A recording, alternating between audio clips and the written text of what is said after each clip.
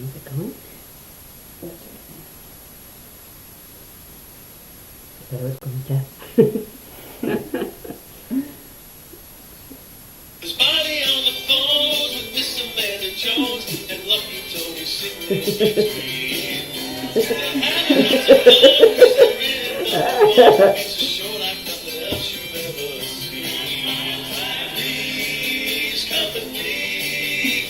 They come to you from governors every Wednesday night. And there's nothing you can see that's as funny. It's free. Like the girls and guy on Three's Company.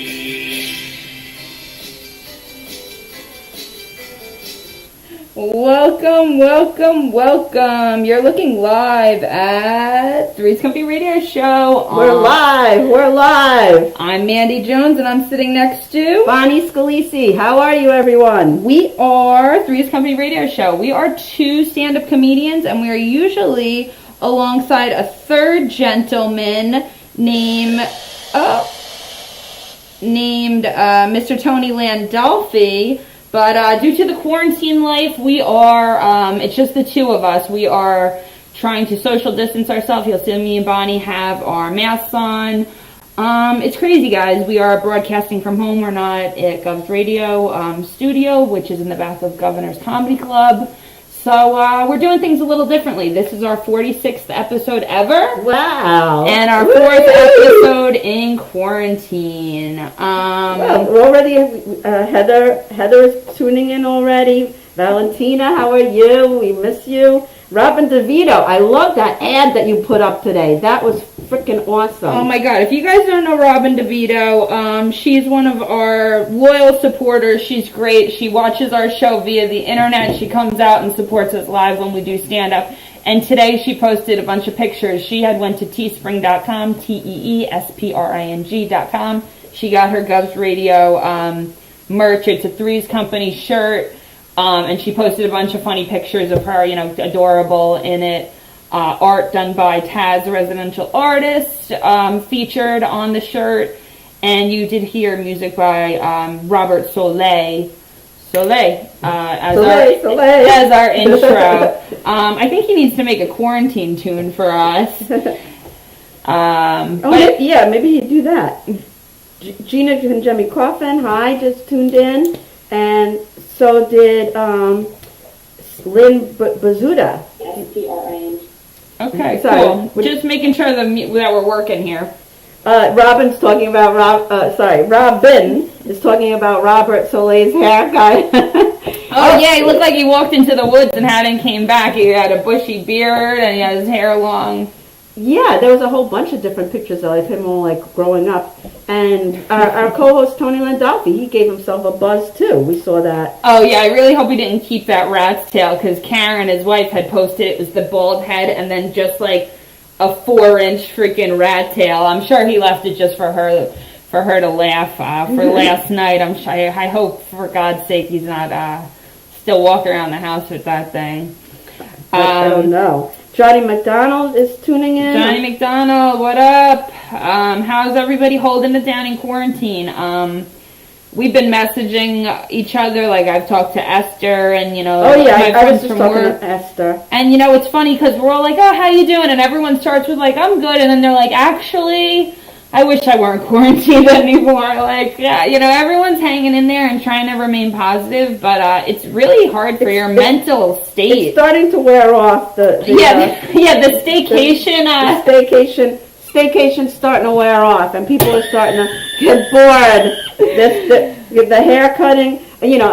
Somebody was just saying. I think it was one of our fellow comics was talking about how the new thing is going to be the hair growing out of the gray. The root look. But I have the black. My brunette hairs are growing out. I would normally be going to the hairdresser and, you know, fixing this up right now. So it's getting, you know. Oh, I miss going to fix myself up. Wait, Bonnie, speaking of your hair, my mom, I sent my mom your Bonnie Did Quarantine Life, guys. It's a new show on Gov's Radio where they have different hosts tune in at 2 o'clock on different days of the week, and they just go live and talk about what they're doing in quarantine life. Bonnie, as most of you guys know, have two children who, well, she's got 3 kids, but 2 of them have autism. So she was just doing Easter Sunday, making them lunch, making an Easter basket. And we're Jewish. What Jews making an Easter basket. But Bonnie, my mom said your hair looked great. She could tell you did your hair. And Bonnie's like the I always do my hair. Bonnie was like the multitasking queen. Like on this show, she can't type and tell a story sometimes. And she was like flipping pancakes and coloring eggs and freaking like, you know, handing out freaking activities for the boys. Like, I mean, I guess your kids are lucky because they have, you know, kids with autism, you know, all kids, but they like their routine. They like their structure. Yeah. So you being a teacher is easy to step right in during this quarantine madness. Yeah. Taz, we were just talking about you. We saw you in your Facebook Live. I couldn't get onto Periscope. I tried really hard with my technological issues, couldn't do it. But it's amazing watching her draw things like so quickly from real life. Jessica Sorrell is watching. Hi, Jessica. Jimmy Coffin is saying, thank you, Robin, for the support. The T-shirt looks great. Yes. Larry Arts, how are you? Lynn Bouzette is saying, you are great and you have no idea how much good you are doing for the people. Thank you. Aww. And then somebody was saying about creating, James J. Benna. Are you live? Should I make a watch party? Yes. Could you? Could everybody just share the page right now? Yes. Just press the share button so it's sharing on your own Facebook page. That would be very helpful to us. James, this show is always live. Where there's mistakes and fumbles and a lot of unpredictability on this show because it is always live. We do not cut it. We do not edit it. And it's funny because the topic of tonight's show is embarrassing tales, and we've definitely maybe said a couple embarrassing things, whether we wanted to or not, on this show a couple of times. That's right. There's too numerous to tell. Yeah. So if you guys have any stories that you want to tune in, you can either message us. We'll be trying to keep our messages. I'll try to be checking my messages. So if you want to message me or comment live, if you don't mind your name being shared. Bonnie, should I start telling one of the ones that somebody sent to us? Yeah, I just want to say a couple of people who are watching. Oh, yeah, tune in. Let's see who we got. Joey Cola is watching, and we miss his nephew, Mike. Oh, my God. That's the worst part of this whole fucking thing is that Mike Scudiero is not next to us. Joey, Mike cracks me up because he just, like, rolls his eyes and gets red in the face and just laughs at us. And, I miss him so much. He's so sweet. Last time we were in the studio, he literally, like, checked us all at the door, like, wash your hands. Tony's like, I showered earlier. We're like, we don't care. Mike's like, I'm not getting my grandma sick. Go wash your fucking hands. He Lysoled all the mics and everything. He was taking it really seriously for a young guy. He's super professional. Kid's, 23, 25 years old. He's awesome. He is so awesome. We're so blessed to have him. So responsible, so nice. Yeah, we miss him. We miss Tony too, guys. It's so weird not having guests. Like me and Bonnie we have to write lists now of stuff to talk about because we are not waiting on the guests to entertain us. So it's definitely a little bit of a different style that we have to come up with. Yeah, it's very different than being at the studio at Governor's. Very different. Hi, Keith Fitz. He's a friend of ours, a comic friend of ours. Hey. Eileen McGregor is from my PS 173 school days. McGregor. So people are saying they shared it to their pages. Lynn, thank you so much, Lynn Buzetta. Thank you for sharing. Everybody, please press the share button. Heather, your cousin shared the show. Thank you, Heather. Everybody, please share. And Key, we want embarrassing things. So Mandy's going to go first. Yeah, I'm going to And we want to hear your stories too. All right. So, but make them like succinct, not like a, Well, I know Taz sent me like a novel. It was a novel, Taz. But Taz sent me a novel, but that was so that I could get the whole story going, and I'll wrap it up for you guys. But I want to start with one of our number one supporters, Bruno. Oh, we love Bruno. Bruno Capolo, if you guys watch our show, you've probably seen him commenting. He reshares everything. Bruno is a great supporter of our show. And when I had started tagging people that we needed embarrassing tales, he had messaged me. I said, Bruno, do you want to remain anonymous on this one? He's like, no, you could tell it. So Bruno is a real estate agent up in New Hampshire. So he was going to show some buyers a house, a lake house. But it wasn't his listing from his company. Another real estate agent, I guess the buyers were interested, so he got the listing and he went to the house. And there was a car in the driveway, but it was a lake house and it was like an expensive house. So he's like, it's a vacation house. It's not completely out of the ordinary for a car to be there.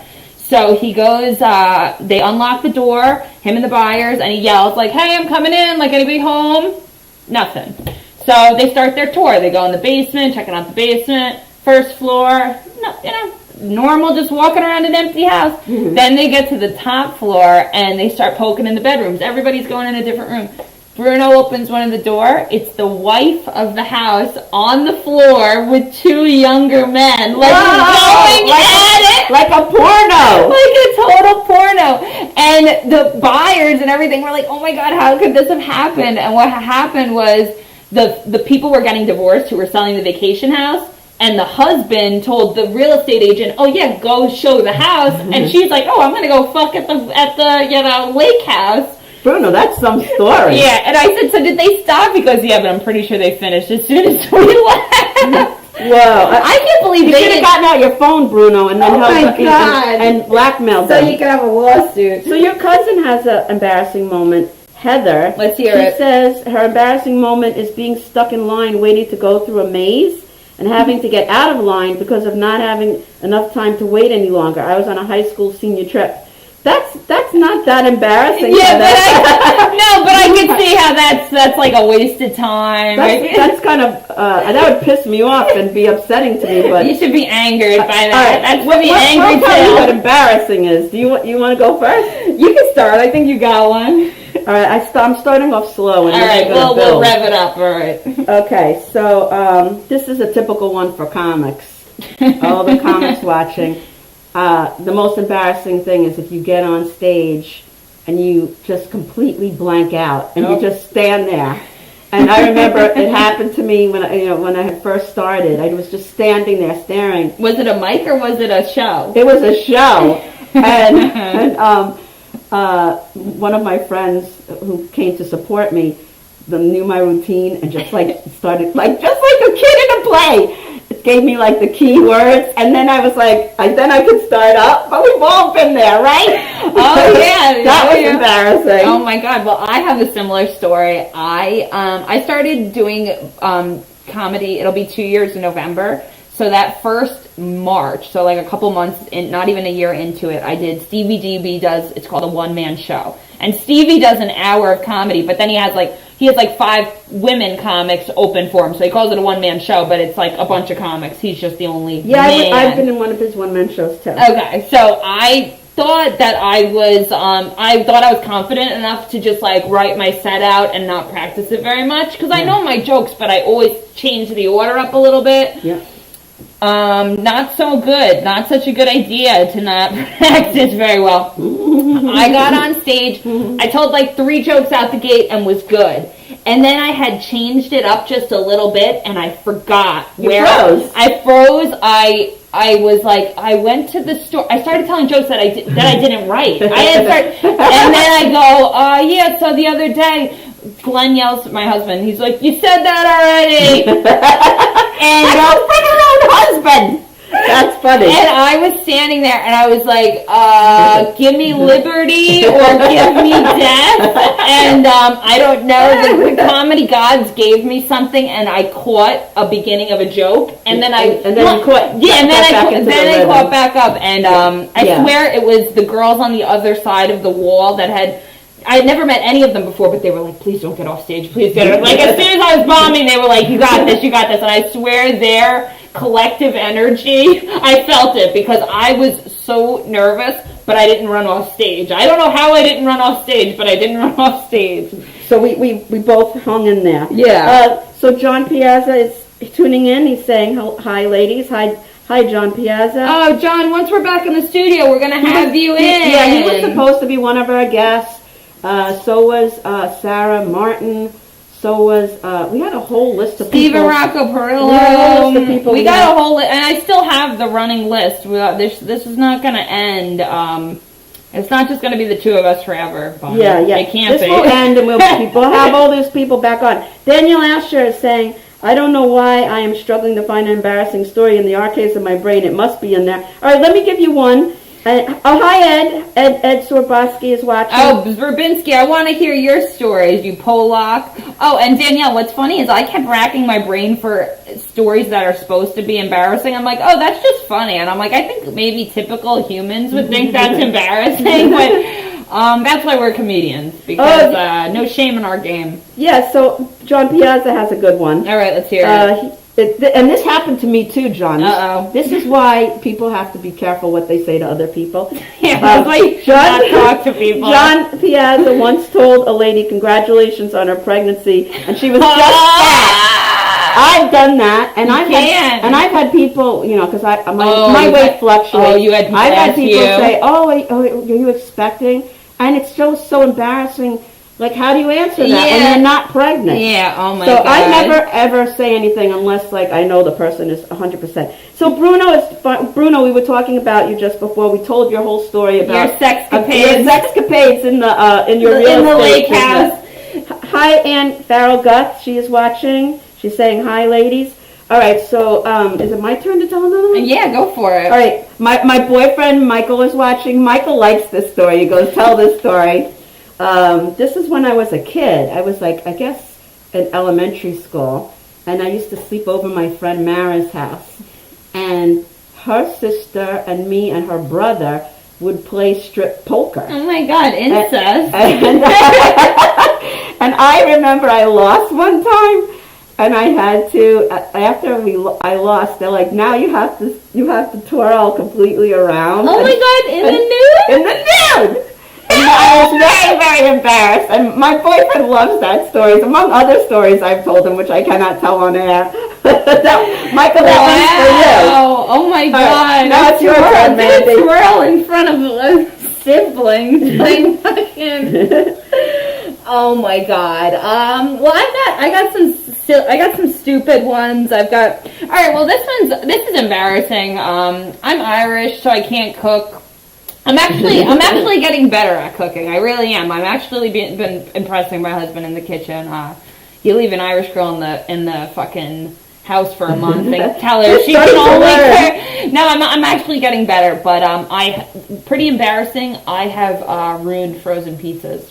No. Yes. I fucking opened a frozen pizza one time, and you know how it's the cardboard on the bottom and then the cheese on the top? This frozen pizza had the cardboard on the top, and it was shrink wrapped of the cheese. I didn't even look. Fucking straight down, not even on a fucking piece of tin foil, just straight down cheese frozen pizza in the oven.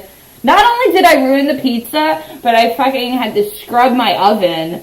And then I've also, like, another time finished the frozen pizza and, like, cutting it, because I'm a complete fucking spaz, like, on the floor, cheese down. Like a Frisbee went on the floor. Well, my boyfriend told me that I was boiling eggs wrong. So, like, John,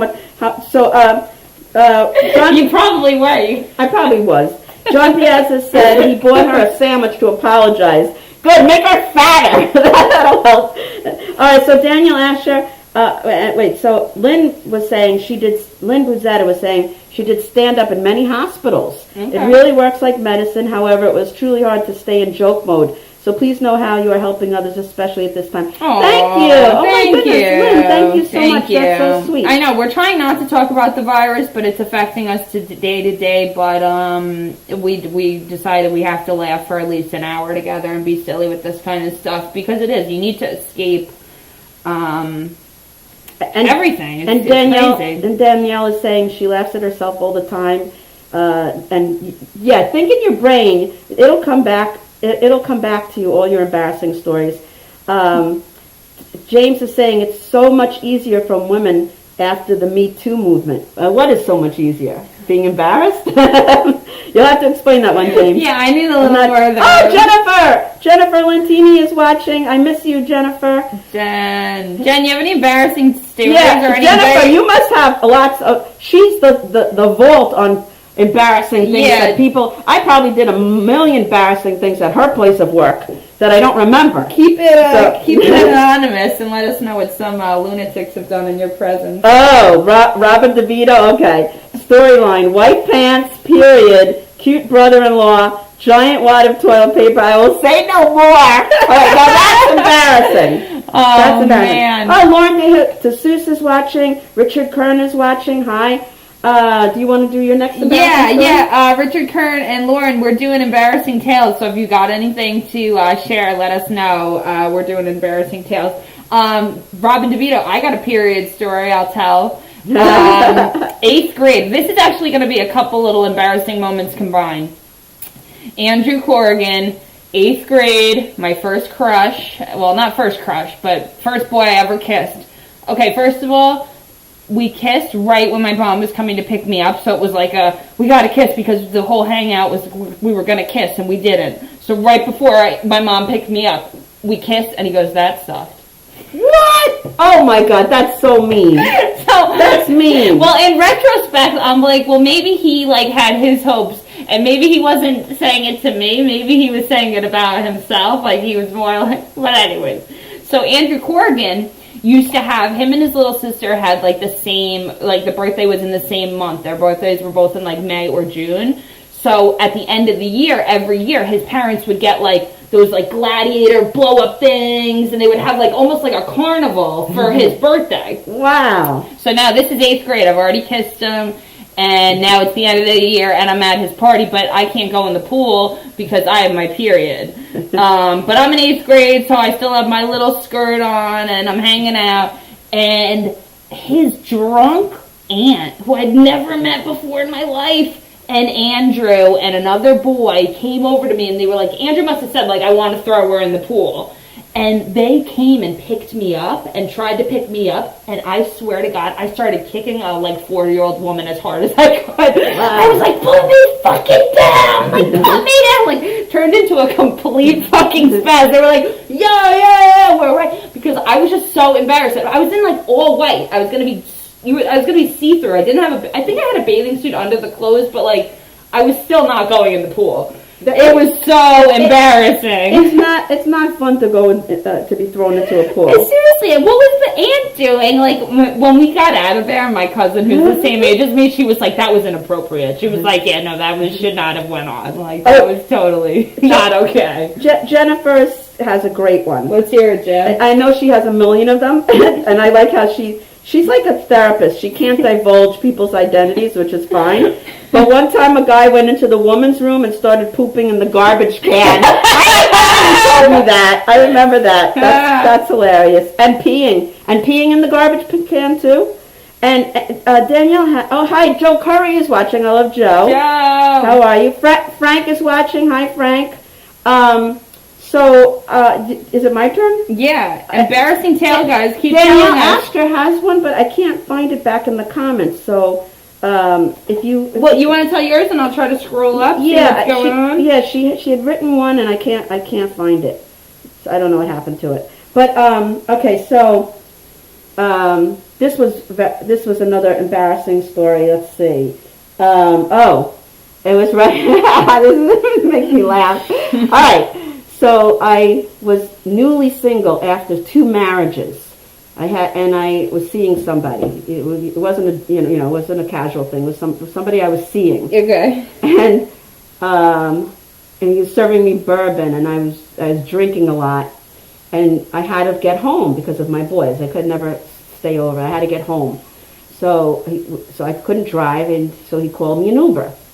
So I'm looking for I had a mini skirt. I'm looking for my mini skirt. I couldn't find it. So he starts looking for the mini skirt. So we're both searching, and his place is not that big. It was only in 2 rooms. It didn't have legs. The frickin' mini skirt disappeared, and I had to go out in the Uber with no. So he stood in front of me, so the Uber guy couldn't see, and then I got into the car, and I put my legs crossed. I had pantyhose, but people can lose an earring, people can lose a bracelet. I am the only person who would lose their skirt. Why did he give you gym shorts to put on? I think he was too drunk, and so was I. Hi, Glenn Cook. How are you? Oh, man. All right, it's your turn now. All right. Well, this is a story. This isn't me. Oh, Glenn Cook, I think I know who that is. Oh, I'll tell you later. That's the It's like a secret identity. I know who Glenn Cook is. Ooh. I will tell Mandy later. We're talking about embarrassing moments, and that's really embarrassing that I just told them that now that this person is tuning in. Oh my I think god. my boyfriend is dying about now. All right. What else? Arnie Price, I didn't forget you. I don't see all the comments. Oh, Keith Fritz has one. Let's hear it, Kig. All right, Keith once dressed in black lace teddy to a Halloween party, which ended up as a drag show. The people on the drag show said something to me about leave it to the straight guy to ruin a great drag show. Any photos? You should post those. Oh That's my funny. god. Well, my husband had to knock somebody out in a gay bar one time for me because the guy grabbed me and Who grabbed? a guy in the we were leaving the bar and it was funny because the show we were at a gay bar and they were doing a music performance. We were there to see the band. And right as it ended, I go, "Oh, let's get kicked out of here." Completely joking. Put my hood up and we go to walk out the bar. And a guy stepped in front of me, and I thought it was just, he blocked me, so I stepped to the left, he stepped in front of me again. Coincidence, okay, then I stepped to the right, he stepped to the right. And then I stepped to the left, and he went like this, pulled me under his arm and towards him. It was so disgusting. I pushed him as hard as I could. He thought I was alone. He came to come back at me. I took one step to the left. My husband just knocked him out. Wow. The guy's glasses went flying. Like, the guy, my husband probably broke the guy's jaw. Like, honestly, the guy was fucking, we got right out of there. But, my buddy, as soon as we left, he was like, that's the last time that guy goes to a gay bar. Oh. I've never been to a gay bar that I'm aware of. There's plenty of gay nights. There's not a lot of gay bars. A lot of bars will have, like, Thursday is gay night. Oh. Should we refill here? Yes. The half hour mark? Absolutely. We are drinking supermarket wine because, oh my God, I just, what is going on with the supermarkets and the lines? I'm afraid to go into the supermarket now because I got in trouble because I went down the wrong line. I have my boys with me. It's very hard to concentrate. And I was waiting on a line to pay the wrong line. And people can be so mean. Oh my so God. they're like, but they can also be nice too. I mean, I know. You see the good sides of people, you see the bad sides. So Heather has another story. Let's hear it. All right, Heather had an embarrassing moment. She was in Poland with her grandpa when she was a kid, and her grandpa's cousin and I went shopping around town in Poland. I'm half Polish, by the way. I'd love to go. I don't know if I want to go there, but I didn't know any Polish at all, and my grandpa's cousin only spoke Polish, so she took me to the hair store to get a haircut, and I didn't want one. Heather, that's not that embarrassing. You don't know what the cut looks like. You don't know what she looks like after that.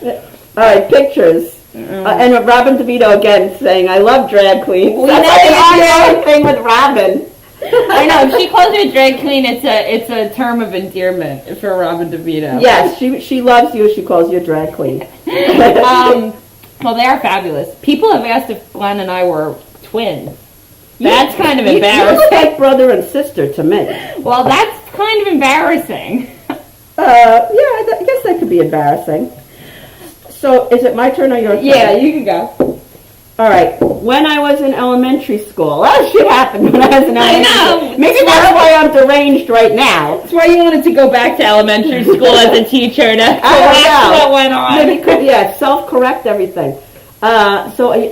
People might not know, but I'm a drummer, and I was in 6th grade. Back then, 6th grade was still elementary school. It was not middle school. Okay. And I was in the regular band, and I had to crash the cymbals. I had 2 big cymbals. And I was wearing this jacket that had was a zip-up jacket, and it had like a ring. So it was my turn. Finally, I wait. I crash the cymbals. It gets caught in the zipper thing. And then I was so stunned, I dropped the cymbals. I backed up into the snare drum, knocked over the snare drum, and everybody stopped playing. and looked at me. My parents were dying. But I still went on and played the drums.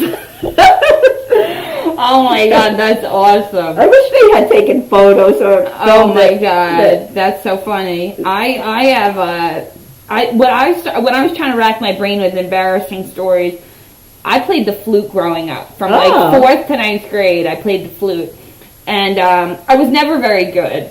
But two little embarrassing things about that one was we had a concert one time, and like the younger band that went on first had more people. So our job was, when we came on, was to remove the extra chair. Someone was like to remove the extra chair. So something got fucked up, and me and the girl next to each other, there was only one chair for both of us. Oh, yeah. And it's not like a saxophone where you have like to the sit. flute. So it was so embarrassing. We were both on one chair trying to play the flute, and you're all supposed to be like in the same direction.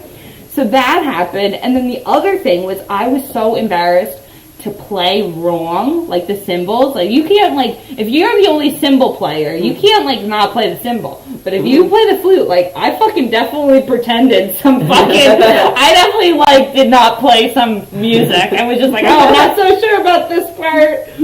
So that's pretty embarrassing. Oh, Jim Ray is watching. Jim, you have to be the king of embarrassing moments. Jim, you're an embarrassment. Tell us some of your embarrassing stories. I love Jim's stories. I love his posts. I think he's really, really funny. He's one of the founders of Three's Company, so we always owe. Oh, yes. We always owe a lot to Jim. He's the Ray Kroc of fucking. And I'm sure Three's he's got Company in here. Yeah, I'm sure he's got some great embarrassing stories. Like the time the church told him he couldn't do our podcast anymore.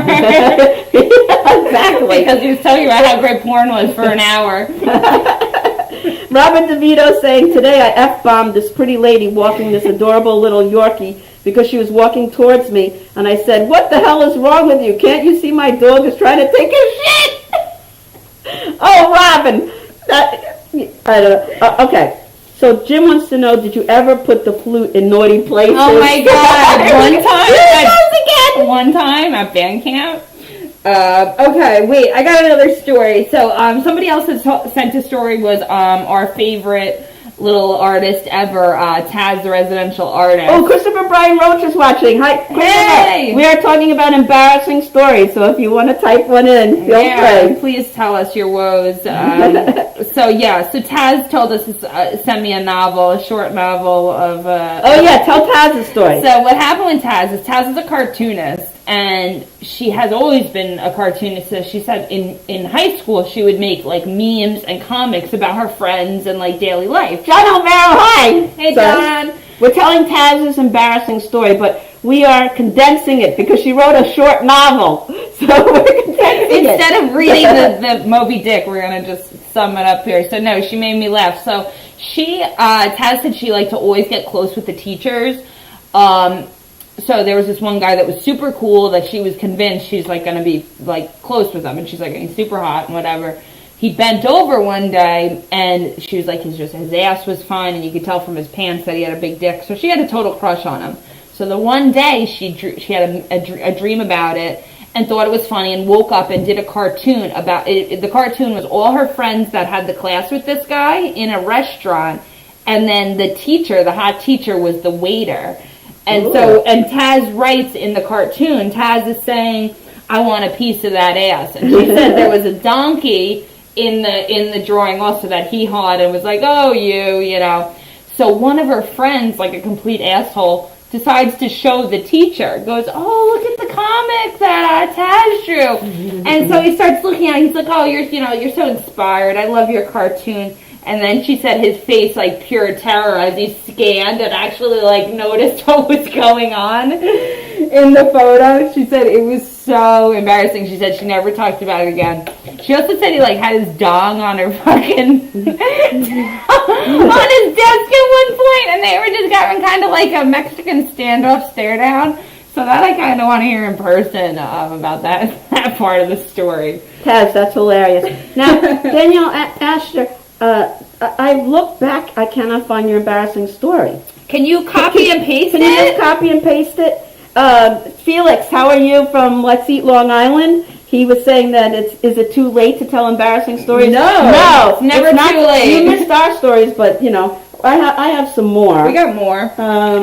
This is a really quick one. All right. I was in 4-H camp, sleepaway camp, and they had this award thing towards the end of the camp thing, and I had been in this class. It's so stupid. I'd been in this class to make chickens, like you would make like these puffy chickens, and I was really good at it. And so they were giving awards out, and all of a sudden they called my first name. So I get up and I start. I have tunnel vision. I don't pay attention.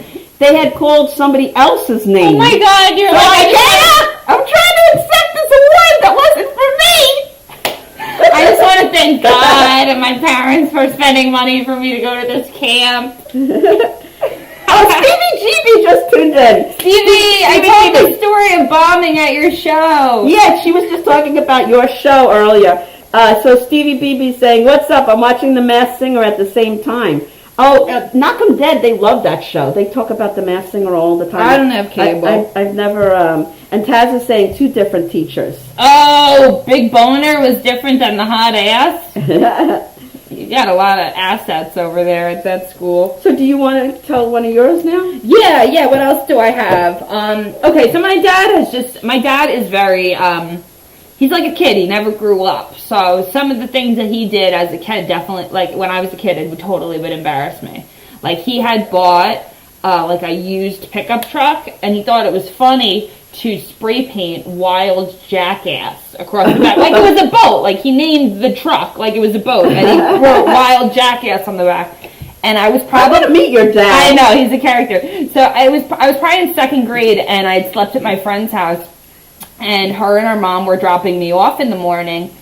And the mom, is slowing down to my house. Like, all right, this is the house. And then she goes, "Who is Wild Jackass?" Like thinking I have like a degenerate older brother. Like, oh, note to self, like don't leave my kid at the freaking at Mandy's house. And I'm like, oh, that's my dad, you know. And then I remember being like, this is so embarrassing because her mom was like a teacher, and they were definitely like respectable people. Your dad sounds like a real interesting person. He's the reason I'm a comic. I just have fucking nonstop material from him. So Christopher Brian Roach is saying, embarrassed, I never thanked her. And Felix is saying, from Let's Eat Long Island, okay, I went to military boarding school. When I was 14 in January, we were outside in the snow during inspection. My squad sergeant busted my balls and told me to do 20 push-ups in the freezing snow. That's sad. That's not really embarrassing, Felix. That's for the trauma episode. You have to define what is embarrassing. That's for the traumatic experience episode in 2 weeks. All right, so Jim Raya has, the most embarrassing thing is when your little kids walk in on you while you're fucking their mother. Oh, man. I actually never processed that memory. I don't think that's ever happened to me. I never saw my parents. I saw my dad naked once.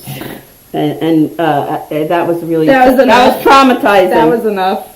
All right, no, he's got more. After my push-ups... Or maybe that's why it's not done. The story's not done. Okay. All right, maybe that's why. Okay, Felix, we're going to give you a second chance. After my push-ups, I felt sick and told the master sergeant I felt nauseous. He said, "What makes you think you're so sick?" I puked in front of him. Everyone clapped, and I went to sick bay. Yay! Now that's... There we go. It's embarrassing. Technically, it's embarrassing and yet very satisfying at the same time. There's a lot of people I would like to... so Taz is telling him rest in peace. Yes, that was a 2-part episode, Felix. We like that. So, okay. One of my other embarrassing moments, I've talked about this once before. I went to Buffalo College, university, where my daughter goes. But I was put in a dorm that used to be an all-boys dorm, and they converted it into a co-ed dorm. Co-ed dorm.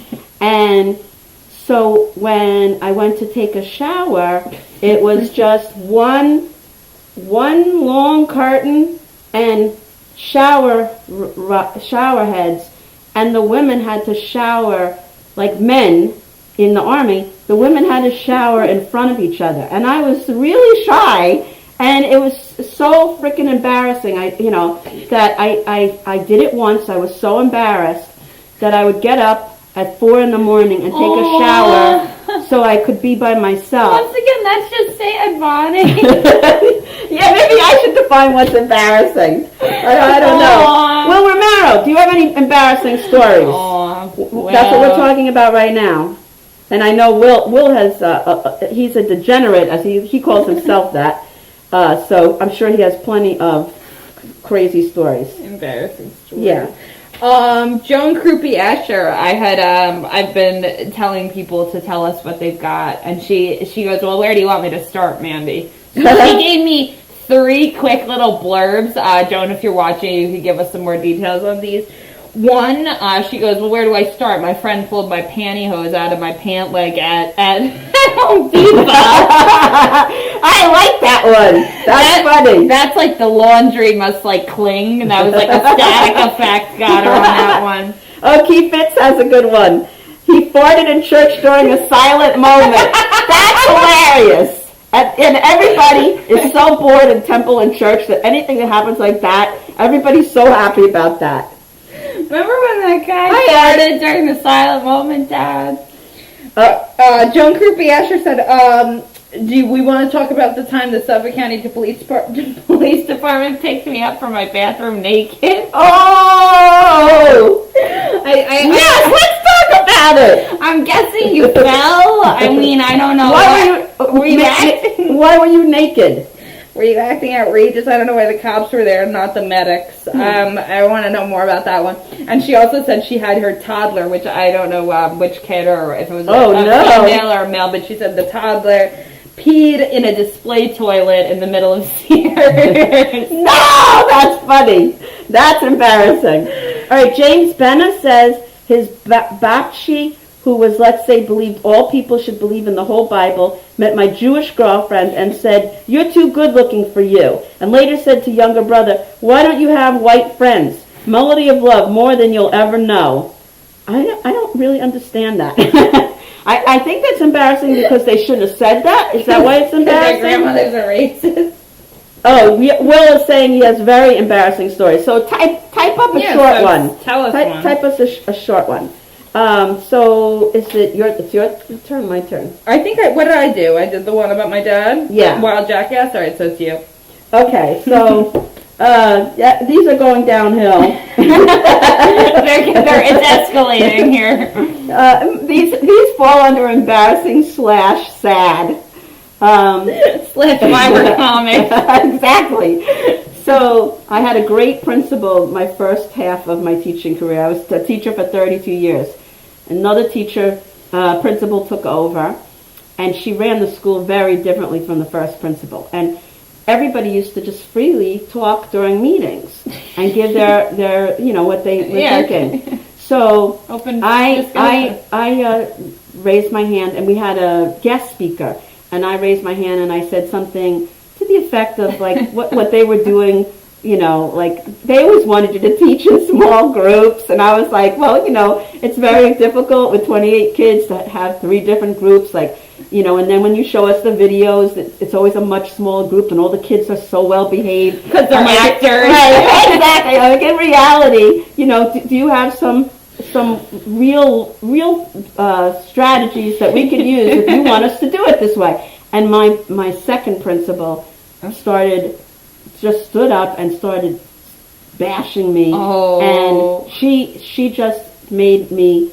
so, I don't even remember exactly what she said, but I just, I was so upset. Oh, yeah. I just sat there, and the tears were silently going down my face, and the presenter is looking at me cry, like she keeps saying, how when you cry and you can't stop crying? I wasn't making any sounds or anything. Yeah. But the presenter kept looking at me like, why are you crying? And then she kept like giving me this look like she's giving a presentation. I'm just like, tears are rolling down my face. I just couldn't stop. And then after, she's like, did I say something that upset you? I'm so sorry. I'm like, no, it had nothing to do with you. Yeah. It had nothing to do with you. It's just that this person embarrassed me in front of the entire staff of my school. Right. And I wasn't used to that. Then we learned that really during these things, they want you to shut your mouth and not say a word unless you agree with what's going on. Right. Your opinion doesn't matter. Right. So it was an embarrassing moment, but it was also Learning. like a sad, tragic moment. A learning experience. Okay, so James, wait. I'm sorry, I'm losing my track over here. All right, Keith Fitz. After a night of drinking, I woke up with my ass in someone's hamper. And he doesn't remember going to the person's house.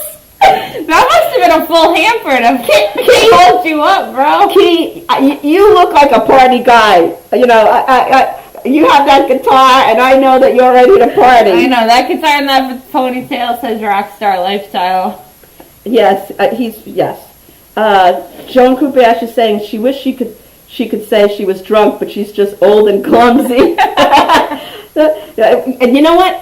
Using drinking as an excuse is legitimate. Yeah, you know, you can always use drinking as an excuse. All right, Jim Raya has one. Jim Raya. I'm always afraid when I read them. I know, because you start reading the she doesn't proofread. I don't proofread it. Well, I'm reading it as he's writing it. I was having the attic of my house cleaned out last month, and for my 50th birthday, everyone gave me blow-up sex dolls dressed in Hooters outfits.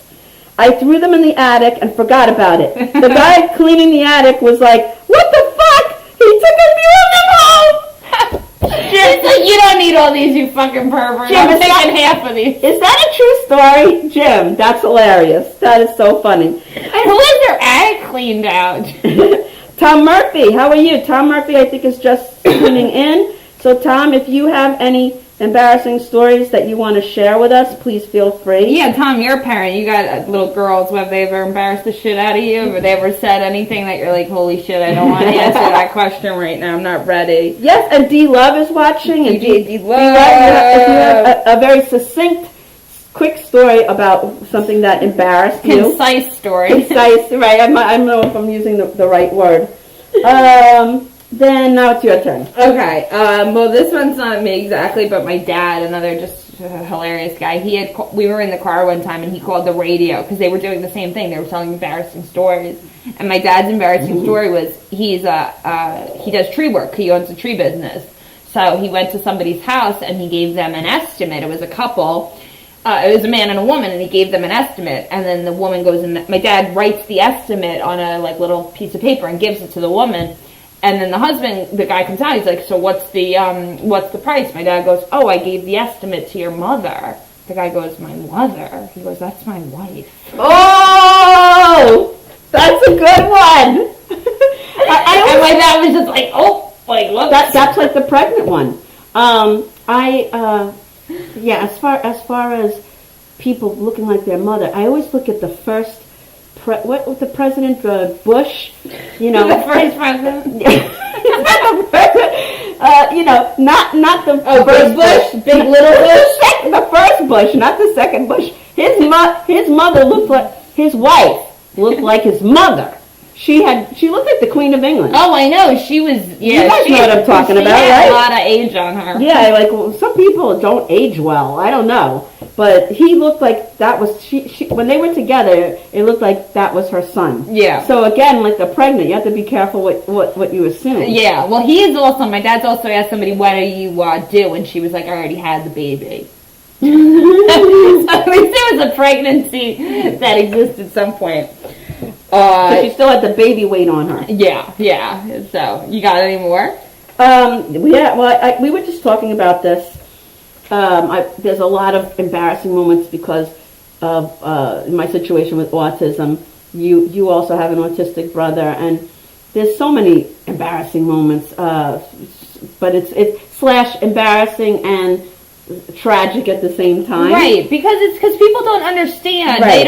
They see something and they just question you or judge you, and it's like, you don't know what's going on in our lives. Yeah. You know, so you have something specific you wanted to say. You were just saying people being judgmental fucking pricks. I mean, I have so many, but like my son Brandon, when he was little, he was just off the charts. It's really difficult to watch, and at one point I had a barbecue. I invited a bunch of friends over, and they didn't know to keep closing the door because he used to run away.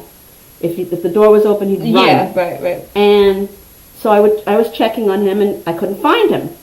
So I checked the whole house. We have a big house. We were looking all over the house, and he wasn't there. So I called the police. And the police come, and this was right after those 2 kids were kidnapped, and they had been killed in the trunk. And so within 5 minutes, there were like 4 police cars. There was a German Shepherd dog. Oh my God. There was a helicopter circling around. And the police come in, and they're like, well, when was the last time you saw Brandon? And the neighbors had formed a group watch, and the people at my party. God. And they were all searching for everyone's like, Brandon. Oh so my the cop God. comes up to me, and he's like, well, did you check the garage? And I'm like, no, I didn't check the garage, because the garage has a code, and you have to press the code. And he was little, and the code button was all the way up here. Yeah. And he's like, well, let's just press the code and see. So I press the code, the door opens up, and there's Brandon. Oh my God, how'd he get in there, do you know? Yes, we figured out how he got in there. We have a barbecue that's on wheels, like one of those big barbecues that you could cook on. It looks like a giant stove. Yeah. So my ex was taking the barbecue out of the garage, and he was setting it up, and his friend was talking to him. And Brandon slipped from the backyard into the garage, and then they shut the door, they shut him in there. and he was in there. Oh my God. But that's one of many. Yeah. You know, Yeah. if you have an autistic kid, you have so many different stories that you could tell. Well, they lost my uncle one time. My mom's 1 in 10 growing up, and growing up, the one time they could not find my one uncle. They were like freaking out. Like, I don't think they called the police because it was old back in the day, but they were really, really scared that they didn't know where he was. And they had found him. They used to have a big bay window, and the couch was probably like 6 inches higher than the windowsill. So he was actually taking a nap, like on the windowsill behind the couch. So they're searching the entire house, and they couldn't see him because he was right out of the line. I don't know if someone outside ended up seeing him or what, but they were all freaking out. And he was just like, "Ooh." Yeah, it's always everybody else is freaking out. So Tom Range is saying, "What's up, ladies? How are you, Tom Range?" We are telling embarrassing stories, Tom Range. And James J. Benna wants to say, "Let me guess, your dad was James. Mine was Jim." Is your dad's name James? My little brother's name is James, and he is named after his grandfather. So, no, my dad is Paul. Paulie. And Ed is saying, "Hello, anybody home?" Yes, Ed, we're here. How are you? How are you doing, Ed? Ed, everybody is home right now. Is that a fucking joke? That's funny. Ed made a joke. All right, so Jim Ray has another one. Oh, I knew we could count on Jim. I know. For this. You can always count on Jim. All right, for some embarrassing Jim once stories. woke up in his car on a farm with his windows of the car down, and a cow was licking his face, and he had no idea how he got there. That was a dream. That's funny, Jim. A farm? That's funny. All right, Will Romero, embarrassing definition. Okay, let's quantify this. All right, let's hear All it. right, so Will probably Googled this. The feeling of self-consciousness, shame, or awkwardness. In either words, comedy. That's right. Every time we get up on the stage, we're kind of putting our souls on display of stories that happen to us for other people's amusement. Yeah. You know? Why do we do that? You're just coming to this realization now, honey? Joan, yes. Joan Cooper Asher is saying interesting manicure. We're all kind of, without the nail salons, basically, We're getting along.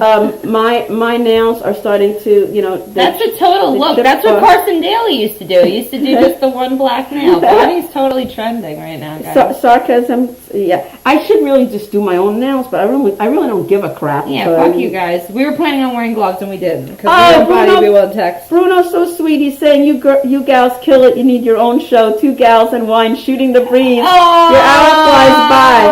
Thank you, Bruno. You're so sweet to say that. We love you, Bruno. We love Bruno. We love Bruno. And yes, Ed, how are you? I love Ed's comments on my posts. I love to post stuff on Facebook, and I try to have people on my page that just let me put what stuff I want. She only likes people that are going to love and laugh at her posts. If you're with If anyone. you're gonna give her an angry face or a fucking bad comment, you're fucking done. dude. I don't want to argue with anybody. I just want to put my stuff up there and be left alone. Oh, so Bruno's saying, Jim, tell them about the time you went camping and woke up with your drawers down around your ankles and half a used jar of Vaseline. You're making that up. That didn't really happen. And that time a hyena was on his face. It wasn't a cat. But you know what? Like, I am behind the times with like everything, with technology, with everything. So my boyfriend and I have been watching The Sopranos. So The Sopranos are brand new to me. I know all of you saw all the episodes, so don't tell me. I know it's 20 don't years type old, in. but- It's a 20-year-old show, and we're on season 3, episode like 6 or something. And there was an episode where I'm up to the episode. The one we saw was they tried to kill someone in the woods, and the guy was a Russian guy, and he was so like he was like a fighter. He got away, and then the 2 soprano men were stuck in the woods, freezing their asses. There was snow. Oh yeah, they And- were fucked. I remember this. Yeah, and like, you know, you're talking about embarrassing situations. They called up the head guy, Tony, and, you know, Tony had to rescue them, and one guy, his shoe fell off, and he had, like, frostbite on his foot, and the other guy, like, was bleeding from the head, and you know, I just think it's the best show ever. I just can't wait to watch the next episode. All right, so here we go. Jim has another one. Once in high school, he was banging a girl in his car in a parking lot, and her dad, a cop, shined a flashlight on him. That never happened. I believe it happened. I actually, my husband and I had somebody pull up on us in a car one time, told us to knock it off. No, the car, we were in a parking lot looking at, like, at a little beach, and we had enough time that, like, my husband was like, a car is pulling in, so, like, I had enough time to get, like, kind of decent, but they knocked on our window, and we were like, we're leaving, I'm not here. But you getting yelled at reminded me of a story. Yeah, Joan, we want to tell Danielle's story, but I don't see it. I know, Joan. Can she copy and paste it, because I don't see it. I went all the way back in the comments, and I see her saying things about it afterwards. But the live is really hard to read the comments sometimes. They, like, disappear after they, like, fucking time out. It's hard. But real quick, I was always, like, a teacher's pet, like, super good in school. Me too. I was, like, so studious. I was not a class clown. That's why we're paying for it now. Exactly. I was not a class clown. But all my friends were, like, silly. Like, I hung out with the guys and whatever. And so one day we walked into class, and there was a substitute, a young substitute. So we were, like, 8th grade, so my guy friends start, like, flipping desks and, like, you know, they're, like, going crazy. They're like, this is recess now. There's a sub here. So I'm first seat, closest to the table, like, I'm front row, closest to where the teacher sits. And she finally stands up and starts screaming at the entire class. And I have a nervous laugh. Like, when I'm uncomfortable, when I'm awkward, I start laughing. Me too! So I'm there with, like, she's losing her mind, blood boiling, and I start having, like, a grin on my face.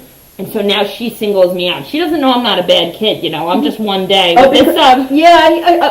were like wrong place, wrong time. And she goes, you think this is funny? Because when I scream, it hurts. And I tried so hard not to laugh at that fucking line, because that was fucking the funniest thing I've ever heard. You think it's funny when I scream? When I scream, it hurts. Now, Danielle's saying she posted it twice. Do you see it on your feed? Fucking message us, Danielle. We got 2 minutes. 2 minutes. I want to share it before the show is over.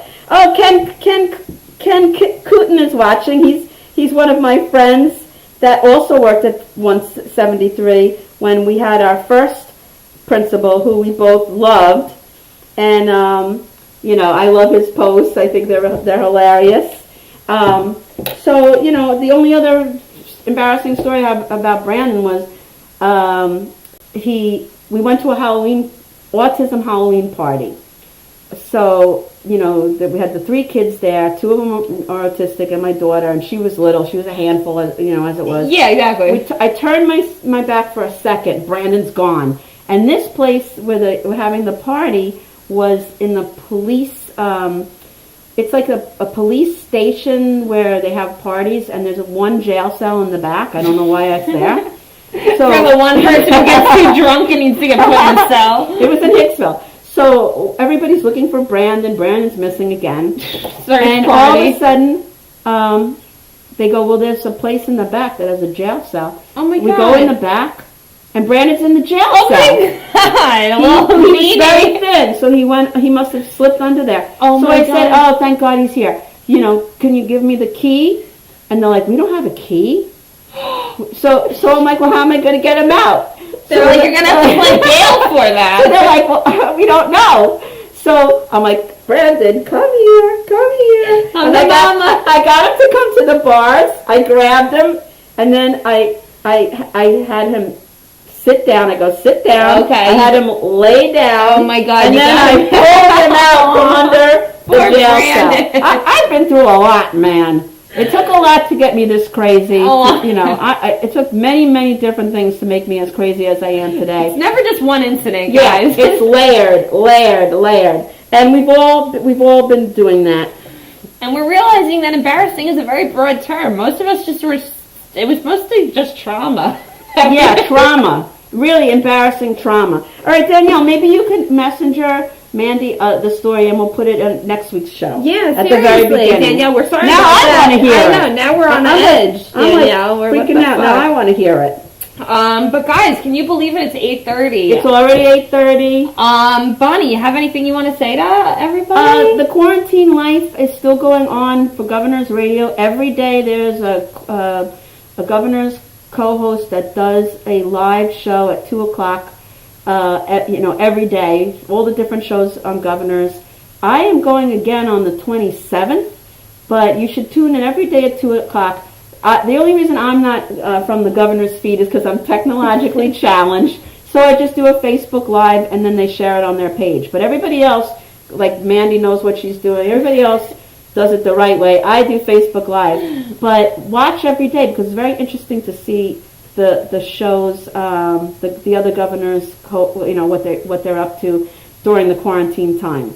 And that's about all I have to say. What about you? Yeah, I mean, I'm really I'm thankful. disappointed that we're not going to be in Terry McNeely's show on the 24th. Oh, I know. Terry and my husband's birthday is Yeah. April 20th. Nothing's going to be resolved by That's then. Monday, and we were sad. scheduled to be on Terry's birthday show in Yeah. Gov's Little Room, which is not happening right now. Comedy is on hold, but like one of the listeners said early, it's not stopping me and Bonnie from trying to laugh and keep this thing going. And I really appreciate everyone tuning in, and you guys have become our little family. Bruno, Danielle, Taz. We tag you guys and ask you to join the conversation, and you guys are there and here with us, and it's really amazing. We're having a great time, and we hope that we're making things interesting. And we love people, and we love hearing about what's going on with you. Exactly, because me and Bonnie, we're entertaining, but we need the fuel from other people, because everyone's stuck at home, guys. So we just need to share with each other. And me and Bonnie are trying to keep up creative little ideas, so that you guys aren't bored for the hour that you're looking at us. Thanks, James. James is saying bravo. Thank you so much. Thank you, James. Thank you, guys, everybody. We love all of you, and we'll see you next week at this time. Yep. 7:30 Wednesdays, and we pray every night that everybody gets healthy and we can get back in the studio and have all of our guests back that were supposed to be on our show. And and Tony and Mike, we just pray, and we hope that everybody stays safe and healthy, and we love you all. Yeah.